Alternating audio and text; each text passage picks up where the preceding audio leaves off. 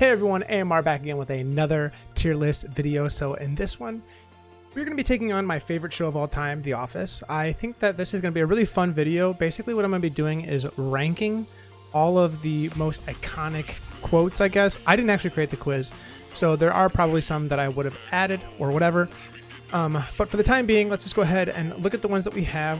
I'm going to keep the original categories here, where it says always good no matter when or where, worth a shirt or a mug, emblematic, cool on the first time, I don't get the hype.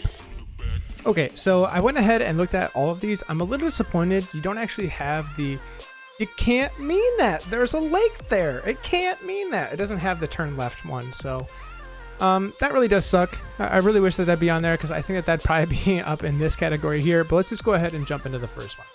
So in the 60s, I made love to many people.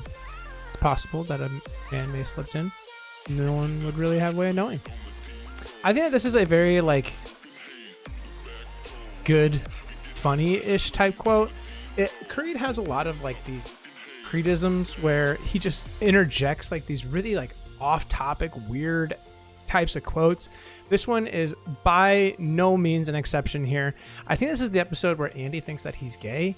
I'm not really sure though, but it could also be the one of the gay witch hunt. I think it's a little bit too early in The Office as a series for Creed to have that notable of a quote. So I just think that Creed is a really funny person in general, and honestly seeing that on a mug or a t-shirt would make me laugh pretty hard. I know that it's not necessarily PC, politically correct nowadays, but it is a very funny quote nonetheless. So next one here, you have Apollo Creed. I don't really think that one's, I don't really get the hype on it. I'm not going to really talk too much about it. I don't really even remember the episode too much, so I'm just going to go ahead and skip it. The Apollo Creed though, Michael has so many funny quotes that I'm surprised that they can't mean that. It's not where's the lake. I can't believe that that's not in here. I'm still going to be kind of upset about it. Next up, we have tell him to call me ASAP as possible. So I think that one is probably cool the first time. I don't think that it is necessarily one of Michael's better quotes. I think that this is one of those things where Steve Carell likes to add extra humor on an already humorous type of thing. Call me ASAP as possible. So he's just saying call me as soon as possible, for those of you that don't know what ASAP means. It's just, I don't know. I don't really see too much hype on it. Again, it was funny, probably a good little chuckle, subtle laugh, but ultimately I don't really see it being as holy crap, that was gonna make me laugh out of my chair. No. Creed Bratton has never declared bankruptcy. So I think that this would be really funny on a t-shirt as well. I think that this the name in general, Creed Bratton, you're not actually gonna know who that is unless you're an avid fan of The Office. He's not one of the core 4 or 5 people. And it's referring to an episode where Creed dumps all of his debt onto someone who doesn't really actually exist. And you understand that, oh, you realize that Creed actually has another person, Creed Bratton, might not be his real name. It's just adding more of the suspicion around what Creed is. And honestly, it's a really funny, subtle thing. It's Creed's way of beating the man or the system. I thought it was really funny, and I think it'd be a really good t-shirt or a mug.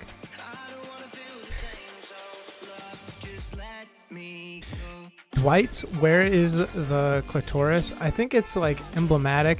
I thought it was pretty funny the first time I saw it. I don't necessarily think that it'd make for a good t-shirt or a mug. There's a lot of different interpretations you can get. This really wouldn't be an Office specific type of a quote, unless you had Dwight's face on the thing. As you can see, I am wearing a Office t-shirt. I did not plan that, trust me. It's just kind of funny the way it worked out. I have a lot of Office t-shirts. Where is the clitoris? It's really funny. I thought that in the time when I watched it for the first time, it was pretty funny, especially how he kind of whispers it. Next up, you have your dentist's name is Crentis. I think that one's always good, no matter when or where. It's one of those just things that you can take into your actual everyday life. If you watch TLC at all, you know a show called 1,000 Pound Sisters. They go to see a doctor in the series, and his name is Dr. Proctor. every single time that I watch that series, I think of your dentist's name is Crentist. Like, yeah, maybe that's why he became a dentist. I thought that was really, really funny. And, you know, as you can see, that's why those two work hand in hand together. I didn't actually see that until just now. Both that scene in general is really, really funny. You can see that, like, Dwight is still chewing an M&M that Michael gave him. Michael's very suspicious because he knows that Dwight went to New York and he didn't actually go to the dentist. So it made for a funny scene altogether. And I just thought that, like, this scene could have been ad lib and they were just kind of playing it out. But damn, it was a really, really funny scene. Does your husband have soft directions? I think that this one's emblematic. I remember the scene. It's the one where you have, I think her name is Katie or Kate in the office, and Dwight or Pam is suspicious that Jim is starting to have feelings for her. And so she has Dwight try and figure out if Jim is attracted to her. So what Dwight ends up doing is he like fakes falling onto Jim's lap and grabs his penis. And then he goes back into Pam where Jim is watching Pam and Dwight talk. And Dwight goes, does your husband typically have soft erections? That was a funny quote. I mean, it could be for a funny t-shirt, but again, too like generic. It's not an office specific quote. So I don't think it'd be like too good. Now, I'm like Forrest Gump, I think is actually one of those ones where if you include a picture of, I actually have an office called Michael Scott's Rabies Cure Awareness, something like that. Whatever the fun run was for, I actually have a t-shirt for it and there's a person running on it. So I think that if you had a t-shirt that had Michael Scott running like this and it said, I'm like Forrest Gump, it would get a lot of laughs. I think that this is kind of one of the more underrated quotes of The Office. I am an active runner, and so like I find that kind of humor when people try to say like, oh, I'm a runner too. I get kind of like a little chuckle out of it.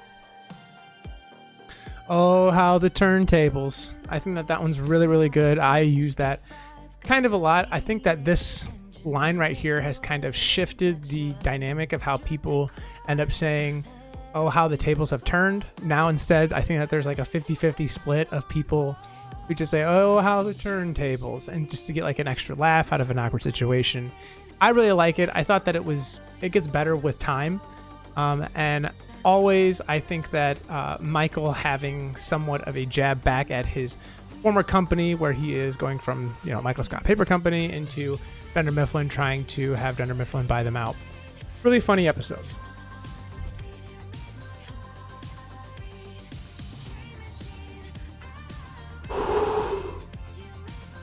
Next up here, would you prefer a nature metaphor or a sexual metaphor? I think that this one was cool the first time, but I don't actually get it too much. It's, you know, obviously Robert California, the dude's a little off. Really smart dude, but he definitely tries to come across as more smart than what he probably is in reality. Kind of like a bigwig CEO trying to just use his, I don't necessarily what you want to call it. It's like his magnetism to get people to react a certain way. And so he thinks that he's very insightful, and where he's asking, would you rather have a nature metaphor or a sexual metaphor? Cool the first time. I think it's just kind of uncomfortable. I like Robert California as a character and stuff, but the line itself wasn't like doing it a lot for me. I mean, Scott's Tots has to be up here in the always good no matter when or where.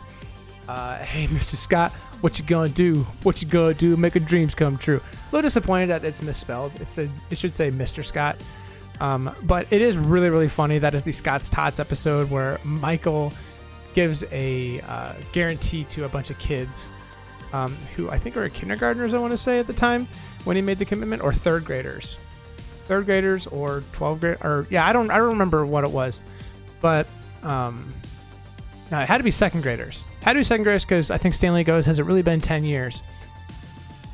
He basically says like, hey, I'm going to go ahead and commit to paying for all these kids' tuition, assuming that they graduate. And then he obviously can't because he didn't actually grow up to be this super successful person that he thought he would 10 years back. Really funny line. And I thought that having a song going about that is catchy. It's funny. And again, you can hear this in a lot of conversations around uncomfortable. Apparently in medicine community, negative means good. I thought that this one was funny the first time, but I didn't really think it was too funny. This is the episode where Kevin thinks that he has skin cancer, and then he ends up getting a phone call, and then people are like, well, and he goes, it's negative, and Michael starts to like throw his gloves in and goes, oh man, we're gonna get to it together, man. And then people are like, what the you don't know that negative means that that's a good thing. And then this is when Michael has an interview with the camera. You can tell he's in a hockey uniform at the ice rink. Really funny episode.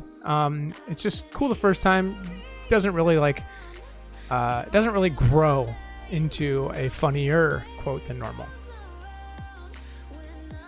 So not a bad day. Not a bad day is emblematic. I think it was good. I really like Jim as a character, and you know, I think that this was kind of like one of the more bittersweet episodes, if I remember correctly. And he goes, not a bad day, you know, and he kind of just smiles. I think that he has a lot of good quotes. I don't think this is one of his better ones. I think it does kind of fit in this category.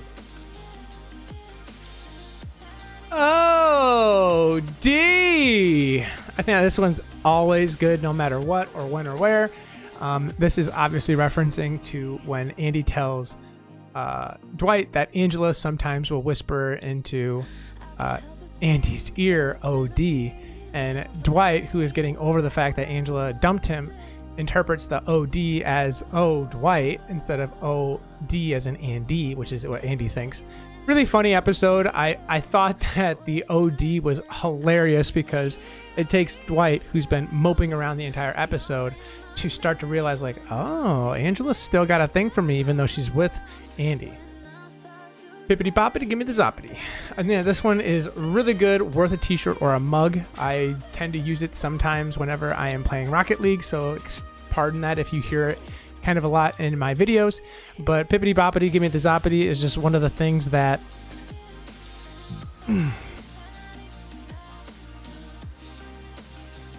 Daryl and Michael end up having these conversations where Daryl is trying to teach Michael how to like survive in the hood and stuff and like tink and flicka.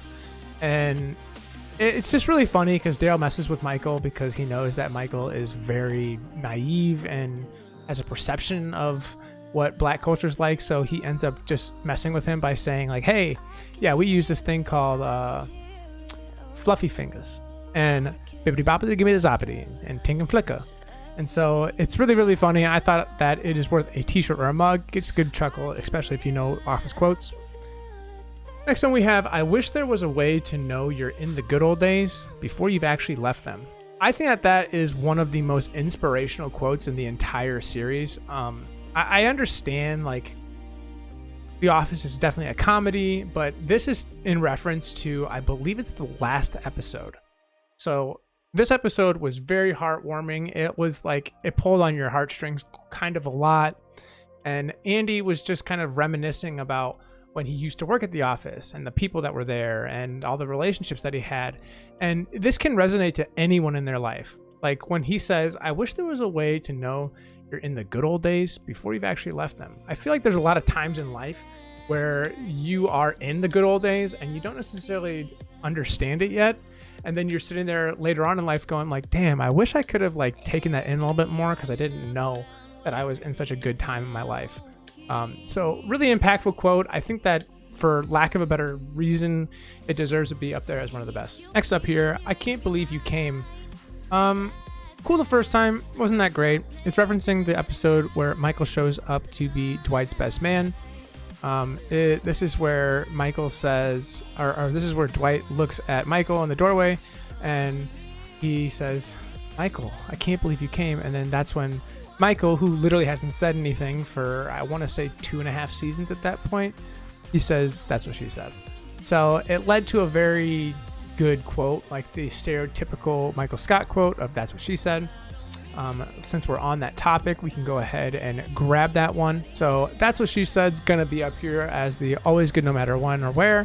I think that there are certain times where they're saying it just to say it. It's a little too easy, but there are definitely some moments where you're like, God damn, I cannot believe that they made that fit so well. Or that's what she said. And even on certain episodes where Michael is being kind of questioned by corporate, and they're in the office, and then Jim is trying to prank or set up Michael into a that's what she said joke, because he knows that he's going to get Michael in trouble, and Michael just can't resist.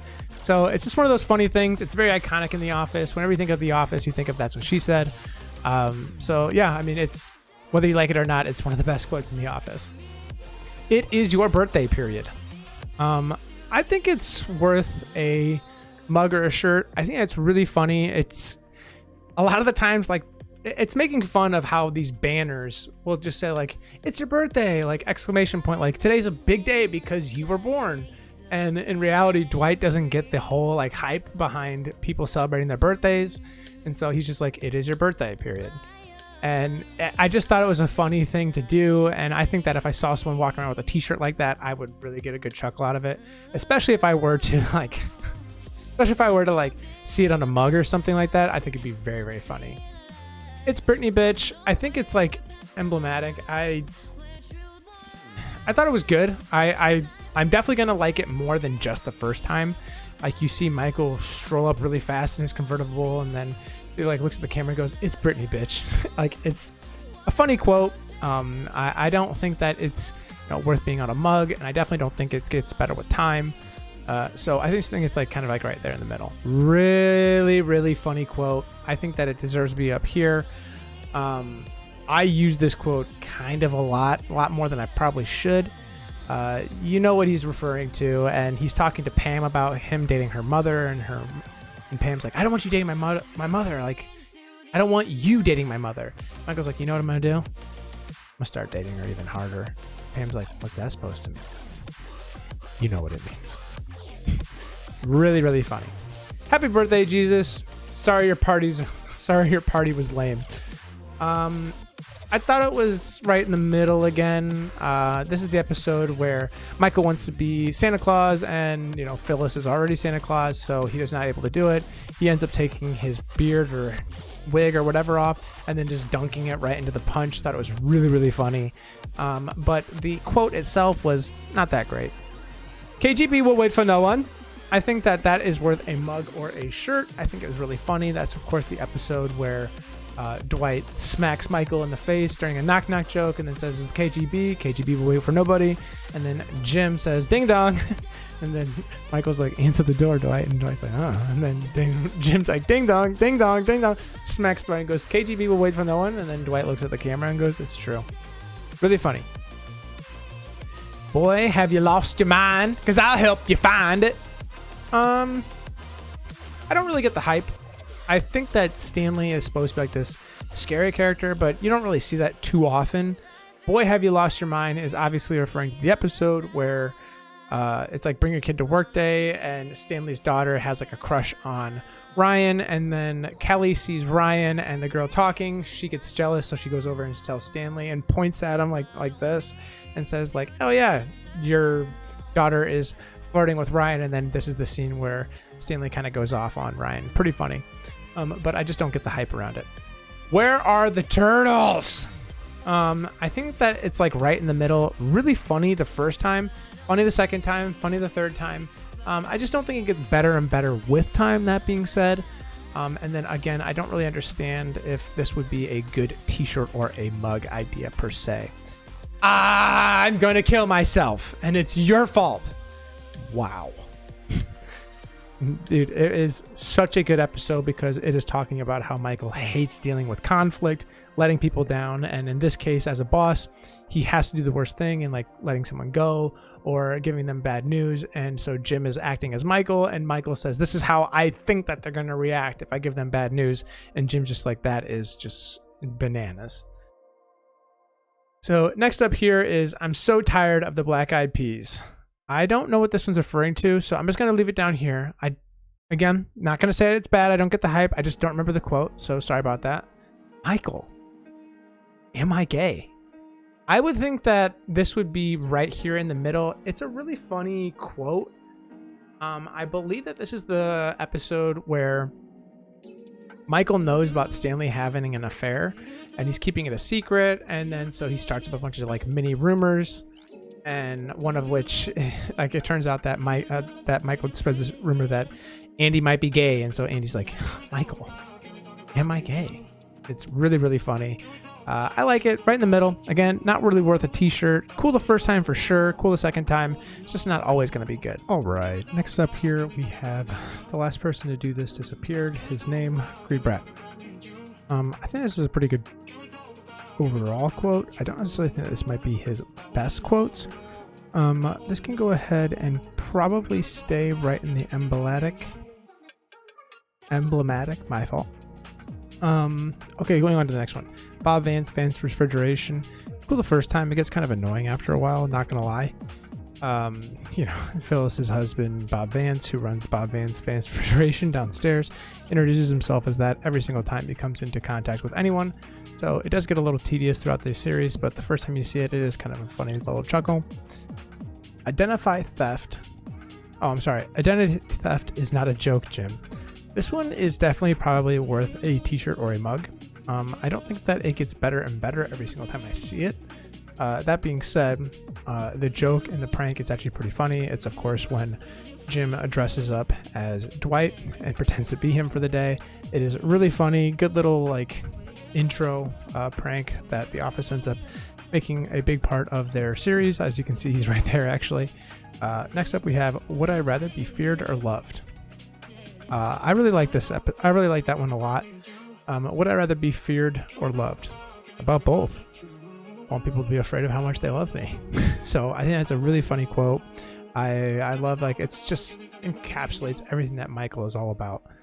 Today, smoking is going to save lives. Again, another one of those ones that does not get any worse the next time you see it. Of course, this is the episode referring to the one where Stanley gets a heart attack. Dwight does his little, I think this one actually is in here somewhere if I'm not mistaken. So this one is obviously referring to the one where Stanley gets a heart attack and Dwight is talking about his safety protocols for what was going to happen in the office in the event of a fire. No one was paying attention to him during his last safety protocol meeting, so he's instead going to take it upon himself to actually start a fake fire and cause a huge panic in the office. So really funny episode, probably one of the better ones. Next up, I am running away from my responsibilities and it feels good. This is where he's sitting on the train. I thought it was pretty good. I think it's really funny when you see Michael running across the street towards the train and he's like, run away, train, never coming back. That's a really, really funny episode. I like it quite a bit because that's kind of the episode where Michael starts to understand how much Jan is bleeding him dry, essentially. Next up, No God Please No. This is like the biggest meme of the entire Office series. This is when Michael finds out that Toby is back from his sabbatical, and Jim's like, yeah, I mean, you could just go tell him himself he's in the accident. And then Michael's like, oh, can I? Wouldn't that be just the worst? And Jim's like, oh my God, he doesn't know. So he goes back there, he finds out that Toby's not there. He goes, good prank, Jim. And then he turns around and he sees Toby, and then he of course does this. Really funny. I love it. It gets better and better. Parkour is going to be up there with a t-shirt or a mug idea. I think that was a very time relative episode. Parkour was a big thing at that point in time. So obviously having a parkour, yelling and then jumping around the office was pretty funny. I thought the funniest part about the whole thing is when Andy jumps off of the truck and into an empty moving box, falls right to the bottom. Super funny. Beats Battlestar Galactica. Obviously, don't really need to spend too much time talking about it. It's a fantastic quote. I think JJ Watt is the one, I want to believe, had a t-shirt that actually had that on it. Really funny. Love it. Oscar, Save Bandit. It's funny. It's funny the first time I see it. I don't really associate this with really anything. I know that it's referring to the episode where today smoking is going to save lives. It's where Angela takes her cat from underneath her filing cabinet, grabs it, and then throws it into the ceiling, and then the cat falls out of the other side because Oscar's up in the ceiling thing about to go ahead and try and save them. Funny the first time. I mean, I think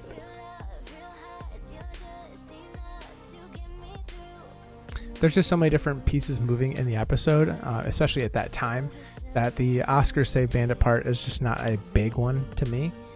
Sometimes I start a sentence and don't know where it's going until I reach, yeah. This one is a really funny quote. I've been there, done this plenty of times where I just start talking and then I hope to find out what I'm trying to say along the way. And this is, I think, when Michael goes to New York's office and he thinks he's going to be in trouble, and then David Wallace asked him how his branch is being so successful because the company's kind of like trembling right now. And then Michael's like, "Oh, I'm not in trouble."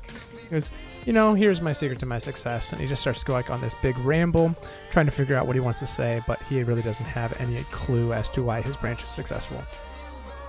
Next up, I now have the strength of a grown man and a little baby. I'm pretty sure this is the one that they're in the circle and they're passing the ball around talking about like losses in their life because the bird died. And Dwight is talking about how when his mother was pregnant that he had resorbed the other fetus. And so instead of having twins, she only had one, and it was Dwight. So now Dwight's saying that he has the strength of a full-grown man and a baby. Right in the middle. I think it's funny. I thought it was funny the first time, definitely funny the second time, so on and so forth. The Did I Stutter? Definitely worth a mug or a t-shirt.